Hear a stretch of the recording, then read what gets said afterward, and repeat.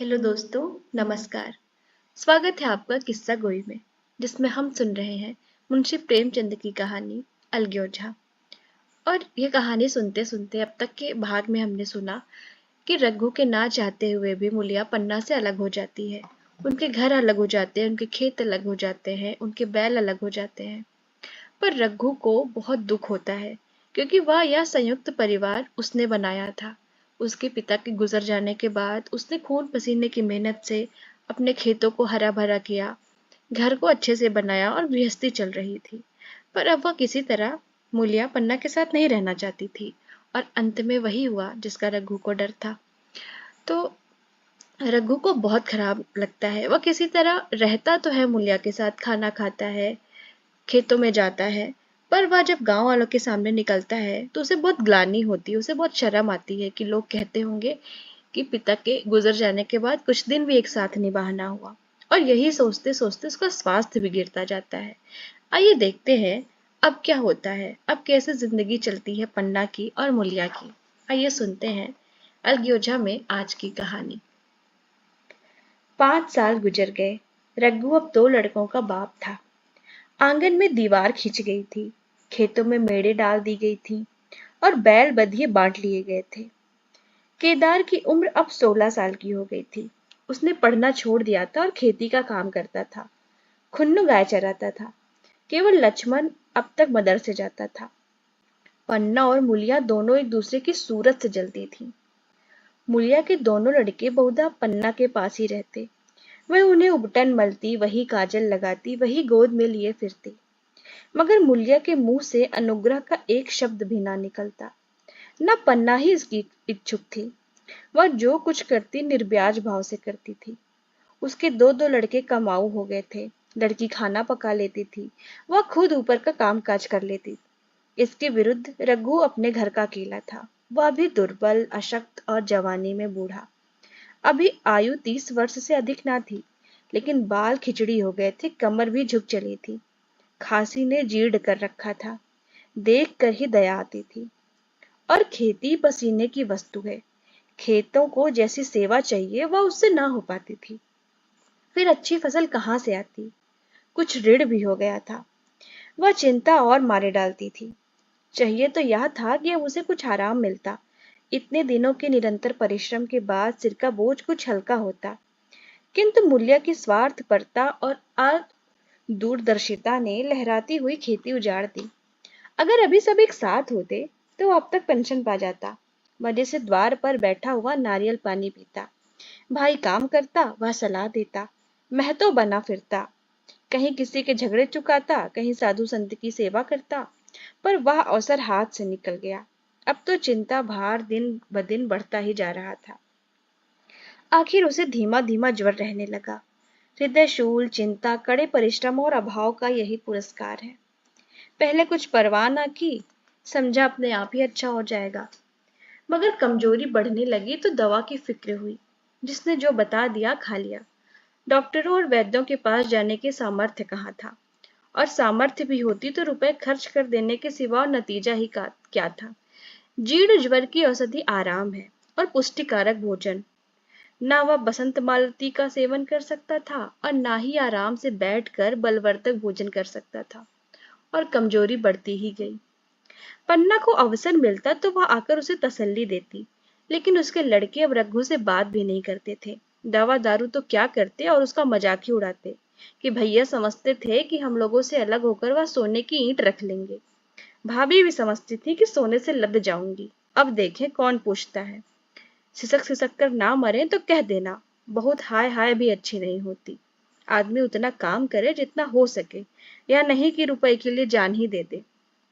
पन्ना कहती, रघु बेचारे का कौन दोष है? केदार कहता, चल मैं खूब समझता हूँ। भैया की जगह मैं होता तो डंडे से बात करता। मजाल थी कि औरत यूं जिद करती। यह सब भैया की ही चाल थी, सब सधी बदी बात थी। आखिर एक दिन रघु का टिमटिमाता हुआ जीवन दीपक भी बुझ गया। मौत ने सारी चिंताओं का अंत कर दिया। अंत समय उसने केदार को बुलाया था, पर केदार को ऊख में पानी देना था। वह सोचा कहीं दवा के लिए ना भेज दे, इसलिए उसने बहाना भी बना दिया था। मूल्य का जीवन अंधकारमय हो गया। जिस भूमि पर उसने मंसूबों की दीवार खड़ी की थी, अब वह नीचे से खिसक गई थी। जिस खूंटे के बल पर वह उछल रही थी, वह उखड़ गया था। गांव वालों ने कहना शुरू किया, ईश्वर ने कैसा तत्काल दंड दिया। बेचारी मारे लाज के अपने बच्चों को लिए रोया करती। गांव में किसी को मुंह दिखाने का साहस ना होता। प्रत्येक प्राणी उससे यही कहता मालूम होता था कि मारे घमंड के धरती पर पांव ना रखती थी। आखिर सजा मिल गई कि नहीं? अब इस घर में कैसे निवाह होगा? वह किसके सहारे रहेगी? किसके बल पर खेती करेगी? बेचारा रघु बीमार था, दुर्बल था, पर जब तक जीता था अपना काम करता रहा। मारे कमजोरी के कभी कभी सिर पकड़कर बैठ जाता और जरा दम लेकर फिर हाथ चलाने लगता था। सारी खेती तहस नहस हो रही थी। उसे कौन संभालेगा? अनाज की डांडें खलिहान में पड़ी थी, ऊख अलग सूख रही थी। वह अकेली क्या क्या करेगी? फिर सिंचाई अकेले आदमी का तो काम नहीं। तीन तीन मजूरों को कहाँ से लाए? गांव में मजूर थे ही कितने? आदमियों के लिए तो वैसे ही खींचातानी हो रही थी। क्या करे क्या ना करे कुछ समझ नहीं आ रहा था। इसी तरह 13 दिन बीत गए।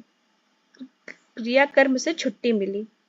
दूसरे ही दिन सवेरे मूलिया ने दोनों बालकों को गोद में उठाया और अनाज मारने चली। खलिहान में पहुंचकर उसने एक को तो पेड़ के नीचे घास के नर्म बिस्तर पर सुला दिया और दूसरे को वहीं बैठाकर अनाज मारने लगी। बैलों को हाँकती थी और रोती थी। क्या इसीलिए भगवान ने उसको जन्म दिया था? देखते देखते क्या से क्या हो गया। इन्हीं दिनों पिछले साल भी अनाज मारा गया था। वह रघु के लिए लोटे में शरबत और मटर की घुघनी लेकर आई थी। आज उसके न कोई आगे है न पीछे, लेकिन किसी की लौंडी तो नहीं हूं। उसे अलग होने का अब भी पछतावा न था।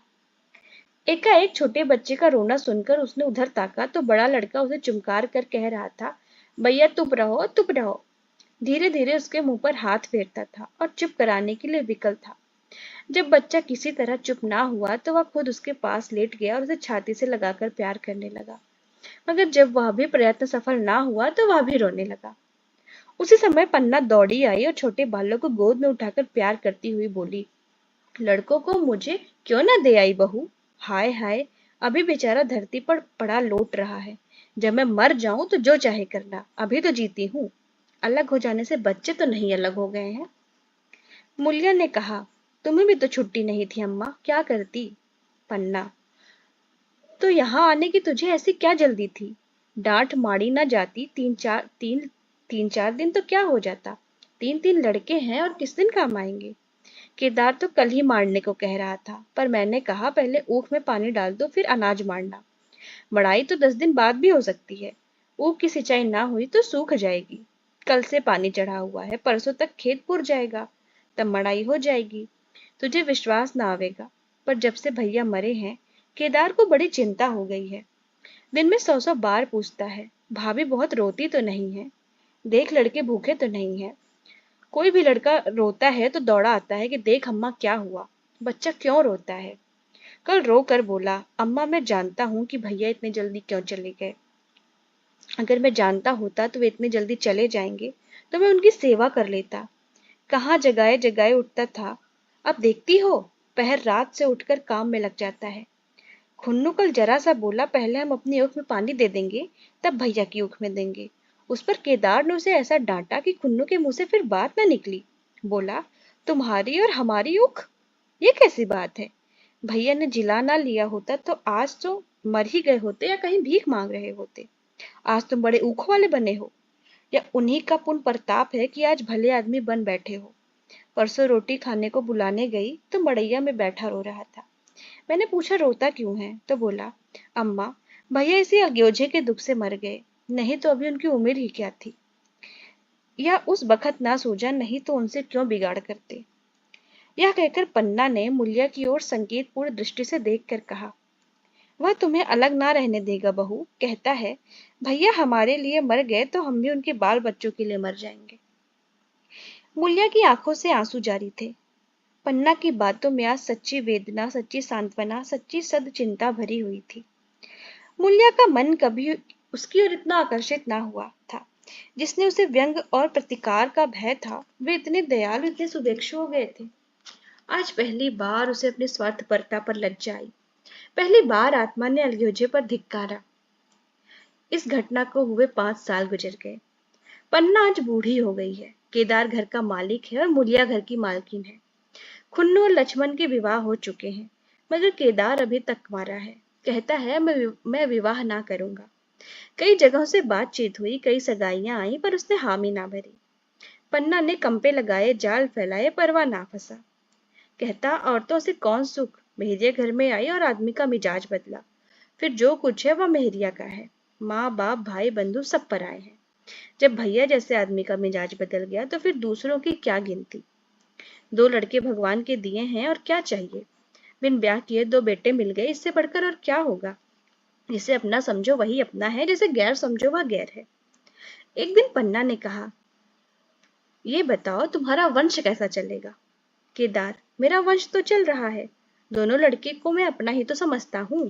पन्ना, समझने पर ही है तो तू तो मूल्य को भी अपनी बहरिया समझता होगा। केदार ने झेपते हुए कहा, तुम तो गाली देती हो अम्मा। पन्ना, गाली कैसे, तेरी भाभी ही तो है। केदार, मेरे जैसे लट्ठ गंवार को वह क्यों पूछने लगी। पन्ना, तू करने को कह तो मैं उससे पूछूं। केदार, नहीं अम्मा नहीं, कहीं रोने गाने ना लगे। पन्ना, तेरा मन हो तो मैं बातों बातों में उसके मन की थाह लूं।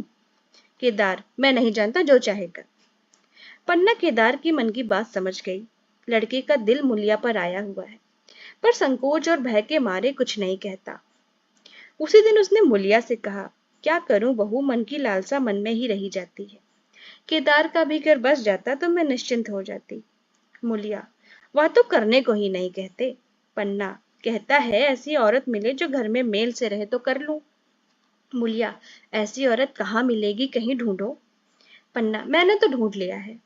मुलिया, सच, किस गांव की है।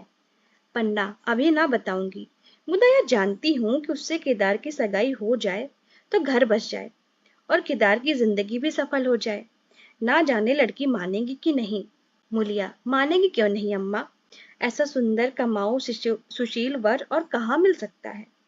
उस जन्म का कोई साधु महात्मा है, नहीं तो लड़ाई झगड़े के डर से कौन बिन ब्याह रहता है। कहाँ रहती है, मैं जाकर उसे मना लाऊं। पन्ना, तू चाहे तो मना ले, तेरे ही ऊपर है। मुलिया, मैं आज ही चली जाऊंगी अम्मा, उसके पैरों पकड़कर उसे मना लाऊंगी। पन्ना, बता दूं तो वह तू ही है।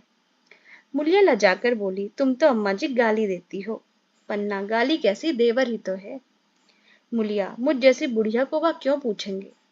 पन्ना, वह तुझी पर दांत लगाए बैठा है, तेरे सिवा उसे और कोई भाती ही नहीं। डर के मारे कहता नहीं, पर उसके मन की बात मैं जानती हूँ। वैधव्य के शोक से मुरझाया हुआ मुलिया का पीत बदन कमल की भांति अरूढ़ हो उठा। 10 वर्षों में उसने जो कुछ खोया था, उसी क्षण मानो ब्याज के साथ मिल गया। वही लावण्य, वही विकास, वही आकर्षण, वही लोच। और दोस्तों, ये कहानी यहीं खत्म होती है। आपने देखा कि इसमें एक संयुक्त परिवार का आदर्श चित्रण किया गया है। जब रघु का पिता मरा तो उसने दूसरी शादी की और रघु की नई माँ आई।